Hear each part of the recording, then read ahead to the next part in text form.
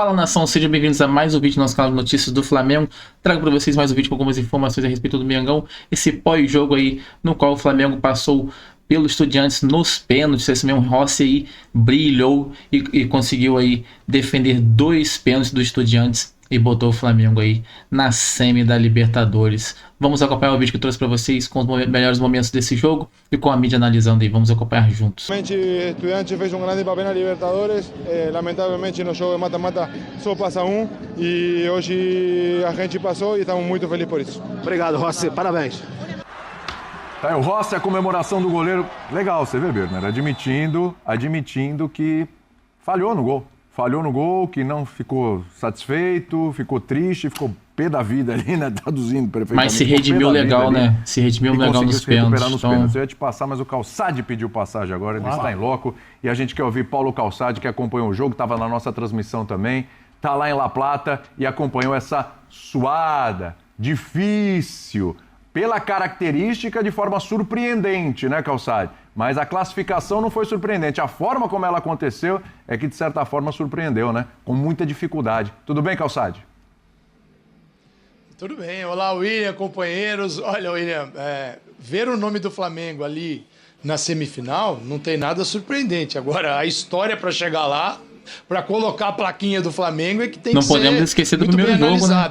Eu o acho roubo que foi o primeiro jogo, então. É um tom abaixo, individualmente, tanto que vamos tirar o Rossi nos pênaltis, tá? Vamos falar do Flamengo durante 90 minutos. Não é fácil escolher o melhor jogador do Flamengo, porque foram atuações individuais que não mostraram tudo que o Flamengo podia e que esses jogadores podem, e isso mexe no coletivo. E aí você tinha do outro lado um time que estava no limite de suas possibilidades. Uma equipe, o que é o Estudiantes, principalmente em casa, contra o Flamengo, não é? Pela característica do adversário, que tem muita qualidade para sair jogando.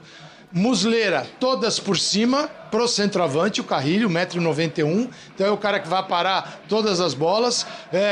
O time precisa ganhar a segunda bola, ganhou muitas, e assim foi o tempo todo. E um lado esquerdo muito forte, um lado esquerdo muito bom, o lado direito meio abandonado, né, com o Gomes, mas o lado esquerdo, que tinha o Benedetti hoje um pouquinho mais atrás, ali próximo aos zagueiros, o Arsamendi jogando na beirada, mas eram muitos jogadores por aquele setor. Ascaciba aparecia por ali, Arsamendi aberto, hora que subia também o Benedetti por dentro, mas dando apoio para esse lado. Então era um lado em que eles ganhavam. E o gol foi assim.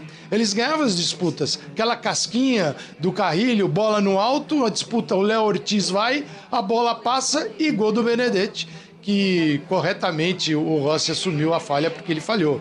A bola passa por ele, ele é muito rápida, mas o goleiro ele estava num ângulo muito bom para defender. E aí a ação dele não foi tão rápida e ele tomou um gol que um goleiro do nível dele não toma e não pode, ainda mais o goleiro do Flamengo. E aí as coisas ficaram bem difíceis, porque você não via a reação do Flamengo. Eu esperava um Flamengo mais entusiasmado, mais ligado no jogo, com mais movimento. E o que era o Flamengo? O Estudiantes deixava o Flamengo sair jogando, porque você também não vai botar o Carrilho, vai acabar o gás dele, aos 34 anos, com aquele tamanho todo, se ele ficar correndo atrás de saída de bola, o jogo dele acaba. Então, o time ficava um passo atrás e começava a interferir no meio de campo. E aí o Flamengo começou a errar passe. Bolas que normalmente são bolas muito bem produzidas, que alcançam a área. E ali a gente não viu realmente o Flamengo num dia bom, olha, nem razoável. Porque do lado direito o jogo era pro Valera, o Plata jogando por dentro com o Bruno Henrique. Com o Pedro, e depois aí entrou o Bruno Henrique depois do segundo tempo. E o Samuel Lino sozinho, abandonado, de vez em quando ia uma bola. Então, realmente, o Flamengo conseguiu um enorme resultado por aquilo que ele jogou, pelo futebol praticado aqui em La Plata, diante de uma equipe que tem limitações, mas deu tudo dentro de campo. Esse foi o Estudiantes. Perfeito, Calçal. O Felipe Luiz já chegou, então um abraço para você, bom descanso aí, Calçade. Abraço. Vamos lá, Flamengo segue, mas que esse jogo sirva de exemplo para o próximo confronto, que vem o Racing. O Racing é melhor que o Estudiantes. Tchau. Alerta para o Flamengo. Meus queridos aqui do meu lado esquerdo, Felipe Luiz, daqui a pouco eu volto com vocês, tá bom? Óbvio que ele é prioridade. Vamos lá, Felipe. Vamos pedir. Boa noite, Felipe. Tudo bem? Júlio Miguel Neto, da Rubro News TV e Desflá. Primeiramente, parabéns pela classificação. Felipe, é um jogo muito difícil. A gente sabe que Libertadores, muitas vezes, se a Copa, a classificação nem sempre é com o melhor desempenho. Mas eu queria saber de você, em relação a esse confronto e o confronto do Maracanã, a disparidade, a diferença do que foi esses confrontos, né? Claro que tem um adversário, tem a qualidade também do adversário, mas a disparidade que foi, principalmente do primeiro tempo do Flamengo e do segundo no Maracanã e o confronto de hoje. Um Flamengo que não conseguiu render, pelo menos em chances, né?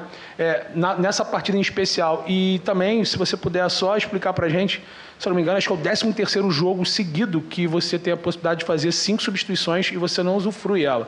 E você sempre fala de controle de carga. Você acha que isso também não pode estar interferindo na parte física do Flamengo? Boa noite.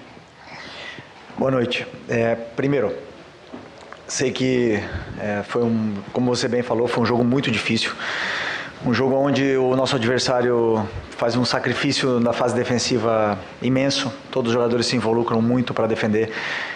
Eles induzem muito você a jogar por dentro para sair no contra-ataque. Então, é um jogo ao mesmo tempo que eles te concedem os espaços, eles aproveitam as perdas da bola, os contra-ataques. Isso gera frustrações, isso gera, às vezes, que o time faz com que o time se parta muito durante o jogo, e principalmente a forma que eles têm de atacar, que é com lançamentos, bolas longas no atacante e jogo por fora, né? Então esse tipo de jogo, claro que não é fácil. Para vocês verem um nível que é difícil jogar quartas de final da Libertadores, né? Sei que talvez os titulares das manchetes de amanhã serão Flamengo passa mais alguma coisa, né? Sempre tem. Mas a verdade é que a manchete o Flamengo está na semifinal. O jogo foi um roubo. Fez o jogo em casa, eliminatório de 180 minutos, e no final se decidiu nos pênaltis, onde passamos. Jogo já, se passamos, merecemos passar, e agora estamos na semifinal da Libertadores mais uma vez. Isso eu sou muito grato. Sou muito, assim, eu vivi desde que eu cheguei aqui no Flamengo, desde 2019, coisas incríveis, e sinto que esse clube, que eu não sei se eu vou ganhar alguma coisa, se não, mas eu sinto que esse clube aqui é especial, e a sinergia e a energia que eu tenho com esse clube faz eu viver emoções incríveis, e eu estou feliz por isso, por ter passado de fase. Sim. E sobre as substituições, eu sempre opto, lembrando que 4 anos atrás, 5 anos atrás, só podiam fazer 3 substituições. Essa regra nova são 5, e eu optei por deixar os jogadores no campo para os que poderiam bater pênalti, no caso do Jorginho. Eu queria ter tirado o Jorginho antes, mas imaginei o pênalti. O Lino, na minha visão, estava levando perigo por aquele lado, por mais que estava sendo difícil. Ele tem esse 1 contra 1 e esse terço final, tanto é que uma das melhores jogadas de perigo no segundo tempo foram dele, e optei por não fazer as trocas, porque eu acreditava que os jogadores que estavam no campo eram os melhores para poder vencer. Fisicamente não foi o problema, porque acabamos o jogo no campo do adversário em todo momento. Buenas noches, profesor Felipe. Gustavo Leizamón para Tiempo Deportivo. ¿Se va conforme con el rendimiento de su equipo hoy? Bueno, en español, ¿no? Ok. Bueno, ha sido un partido muy difícil. No ha sido un partido malo, pero ha sido un partido donde controlamos mucho el juego. Pero sí que es verdad que nos costó progresar las jugadas. Después, cuando eliminábamos y encontrábamos las ventajas, nos costaba bastante el tercio final, o sea, no estábamos finos con balón, el 1 contra 1, la verdad que tiene jugadores que defienden muy bien, nos costó, y no generamos tanto peligro como en el partido de ida, y eso también generó con que ellos, que Estudiantes, pues tuviera un poco más el balón, ¿no? En esas transiciones. Al final el gol de ellos vino en un error, y eso, claro, ya deja la eliminatoria abierta y puede caer de los dos lados, ¿no? Pero bueno, no ha sido el mejor de nuestros partidos, pero tampoco ha sido malo. Felipe, Mauro César, Jovem Pan, UOL e TV Cultura. Aqui, Felipe. Desculpa. O jogo do Maracanã, por conta de uma arbitragem realmente muito ruim, de certa forma, a arbitragem, na verdade, no primeiro jogo. Outro aspecto do jogo que foi uma superioridade muito grande do Flamengo, especialmente no primeiro tempo, que não se traduziu numa vantagem que poderia ser maior, né? Um gol aos 15 segundos, um gol aos 8 chances claras aos 19, aos 25 aproximadamente, que o Flamengo não aproveitou. E chegou o Flamengo aqui numa situação muito difícil, muito mais difícil do que seria com uma vantagem de 2 ou 3 gols pelo menos. Essa é a sua primeira Libertadores como treinador. Eu queria que você dissesse qual a grande lição que esses confrontos com os Estudiantes deixam para você para a próxima fase e para o futuro. Bom, verdade, uma grande lição. Na verdade, a minha maior lição como treinador foi contra o Central Córdoba. Ali, a Libertadores é muito complicada, é muito difícil. Claro, o treinador... Eu, como treinador, tento propor a melhor das soluções na fase ofensiva para que os jogadores se sintam confortáveis com bola, com mais tempo para poder jogar e para que eles achem as soluções dentro do campo. Depois, o terço final é muito a criatividade, a confiança, o momento que o jogador se encontra, né? Vocês podem ver que hoje, por exemplo, o Arrascaeta não estava no seu melhor dia, mas o Carrascal estava num bom momento, entrou muito bem no jogo. Então, vai muito do fino que está o jogador no dia do jogo, né? Então, é verdade que criamos muitas chances, inclusive no segundo tempo tivemos 3 chances claras que não se traduziram no último passe, não se traduziram, que eu conto como chance clara, né? E deixou a eliminatória aberta, né? Então, assim, já falamos do árbitro, infelizmente aconteceu, mas também estaria aberta com o 2-0. Então eu falei, o que eu tentei falar para os jogadores foi que para ganhar a Libertadores, às vezes temos que passar por essas provações, né? Foi assim em outros anos também, são jogos muito difíceis e temos que saber passar por esses momentos para chegar em mais uma semifinal de Libertadores. Não sei quantas o Flamengo chegou na sua história, mas eu lembro que ficou, quando eu cheguei aqui em 2019, eu já estava 38 anos sem chegar. Então, tô muito feliz de poder estar em mais uma semifinal. E agora tratar com o respeito e o carinho que se merece, porque é o sonho de todo mundo ganhar essa Libertadores. Felipe, aqui na frente, na sua direita, aqui. Tudo bem? Boa noite. Gabriel Orfa, canal Paparazzo Rubro-Negro e Revista Placar. Felipe, eu sei que ainda é muito cedo para a gente falar da semifinal do jogo contra o Racing, acabou de acontecer o jogo das quartas, mas você acabou de falar que a sua maior lição na Libertadores foi no jogo contra o Central Córdoba. Eu queria saber quais lições você tira desse jogo aqui contra o Estudiantes, contra o time argentino, com a pressão aqui argentina muito, muito complicada, sabendo que tem um jogo mais... talvez com uma pressão ainda maior, porque é um estádio maior, e você estava lá quando o Flamengo foi eliminado, em 2021. Como é que você... quais lições você tira desse duelo com o Estudiantes para esse jogo da semifinal contra o Racing? Obrigado. Cada time, cada jogo tem uma história diferente, um contexto diferente, mas na verdade é que as equipes argentinas são muito competitivas, né? Então, esse é o primeiro ponto, igualar essa intensidade, essa competitividade, que é o que tentamos fazer sempre.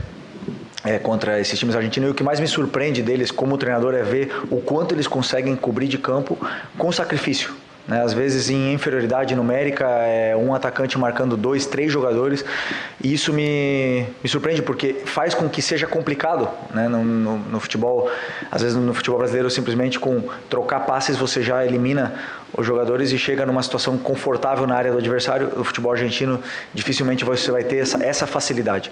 Então essa talvez é a principal lição, respondendo a pergunta também do Mauro, que eu falei, né, que para mim do Central Córdoba, é quanto campo eles conseguem cobrir com poucos jogadores. E então com certeza contra o Racing vai ser da mesma forma que foi hoje. Boa noite, Felipe, aqui à esquerda. Martín Leiva para La Bola Sport. Con licencia voy a preguntar en español. Sí. Te quería consultar, bueno, ahora están en semifinales, le toca a otro equipo argentino, pero esta vez el equipo de Costas, considerado la bestia negra por Brasil, porque ha eliminado en finales a Botafogo, Cruzeiro y en fase de grupo Fortaleza. ¿Cómo se prepara Flamengo? ¿Cómo crees que va a ser esa serie? ¿Y qué es lo que tienen que hacer para estar de vuelta en Lima como estuvieron en el 2019? Muito obrigado. Bueno, respondiendo muy parecido, ¿no?, con tu compañero. La verdad que es un partido que aún tenemos que estudiar, tenemos que prepararlo, pero va a ser un partido parecido a nivel de intensidad, de sacrificio en el juego, sobre todo en la fase defensiva. Es un equipo que, por lo que vi, tiene muchísima intensidad, se parte mucho porque aceleran y son muy verticales, entonces es complicado no partirse en estos partidos que son de ida y vuelta. Pero un partido muy lindo de semifinal de Libertadores donde sobre todo disfrutar y para estar en la final de Lima ser mejor en los 180 minutos que ser mejor que Racing no é fácil. As críticas também, óbvio. Você deixou pro último instante do break. Eu vou lendo na ordem. Quando aparece, apareceu no susto. O cara falou que você só diz asneira. Então vamos ver se você realmente só fala asneiras. Boa noite, Vitor Birner. Aliás, bom dia, né? Já estamos aqui, 00:18. O Matias Rojas, já primeiro já deu um boa Matias noite. Rojas? Ele pediu pra mandar um abraço pro Simas, que eu não vou completar, obviamente, aqui. Ah, e boa noite a você, William. Muito obrigado. Bom dia, né? Que é a pessoa da meia-noite. Bom dia ao Jean, abraço André, ao Simas também. Eugênio, as fãs do esporte. Bom dia. Eu vou pegar um pouco o gancho da entrevista do Felipe, não vou mais fazer a abertura aqui, eu pretendia, porque obviamente já andamos na discussão. O que me pega um pouco é no Flamengo, que pra mim, quando joga o que pode, joga o melhor futebol do país, é que o Flamengo não havia feito gol 12 partidas atrás. Nas últimas 11 ele havia marcado pelo menos um gol. E essa partida tinha sido um jogo de mata-mata contra o Atlético Mineiro. O jogo de ida da Copa do Brasil. Verdade, em casa. Se há uma coisa que costuma ajudar muito as grandes equipes, como é a equipe do Flamengo, que obviamente é uma equipe ainda sendo construída, e eu não falo só da parte tática, isso vale também para o Palmeiras, eu falo da personalidade da equipe sendo moldada nas dificuldades, ultrapassando situações difíceis e até quando não joga tão bem, ou não joga como está acostumado a jogar como hoje, é que essas equipes costumam ter mais chances no mata-mata ou até ganhá-los quando há uma capacidade de mobilização nesses jogos que tem um caráter diferente. Eu penso muito, eu não estou comparando as equipes, no Manchester City do Guardiola, que foi, não ano passado, mas nos anos anteriores, pelo menos 5, 6 anos, a melhor equipe do mundo. Talvez no ano do Klopp, o Liverpool, foi melhor que o Real Madrid. Mas chegava na Liga dos Campeões, o Real Madrid crescia no momento decisivo e o City mantinha o nível. E precisava alguma coisa a mais para conseguir fazer valer a sua força real que existia nesse tipo de jogo especificamente. Eu vendo a Copa do Brasil e vendo esses jogos do Flamengo contra Estudiantes, eu tenho a impressão que o Flamengo também precisa achar essa coisa diferente para esse tipo de jogo. Alguém está falando, mas o Flamengo poderia ter vencido o jogo de ida com facilidade, teve arbitragem, perdeu gols, eu sei. E teve chances, independentemente da arbitragem, de fazer um placar mais elástico. Para mim parece muito claro que o Flamengo tem se sentido mais confortável, ele é mais Flamengo nos pontos corridos do que tem sido, pelo menos nessa amostragem de mata-mata da Libertadores. A não ser quando enfrentou o Inter, que é uma equipe brasileira. Eu ia te falar isso, porque contra o Inter foram 180 minutos de pura supremacia. Não, o Inter é horroroso também, né? Não estou querendo diminuir o que o Flamengo fez, porque foi muito grande, principalmente o jogo do Sul. Mas, assim, a gente viu o que aconteceu com o Inter depois. O Inter não se achou. O Inter também não teve essa força de mobilização que a gente viu Estudiantes até hoje. Então, quando o Mauro pergunta pro Felipe qual é a maior lição, eu acho que é essa. É tentar entender como fazer alguma coisa diferente na mobilização da equipe, e aí não é só uma questão tática, técnica, para uma equipe que raramente oscila, que joga muito bem quase sempre. E essa resposta acho que cabe ao treinador para os outros jogos de semifinais, e de agora em diante acho que talvez alguma coisa tenha sido aprendida pelo Flamengo no jogo de hoje. O que seria essa mobilização, Eugênio? Porque assim, eu acho curioso. Essa não é uma resposta fácil, tá? Pois é, porque eu... É isso, nação. Esse foi o vídeo que eu trouxe para vocês hoje, algumas informações, análises desse pós-jogo do Flamengo, no qual aí conseguiu passar pelo Estudiantes e se classificar aí na Libertadores. O Mengão consegue aí, então, na semi da Libertadores, a classificação, depois de ganhar nos pênaltis do Estudiantes. O Flamengo que começou um jogo ali jogando até que muito bem, mas como estava na casa do Estudiantes, então respeitou um pouco o time e ficou só mantendo um pouco para segurar o resultado, pois tinha vantagem de ter ganho o primeiro jogo com um gol de diferença.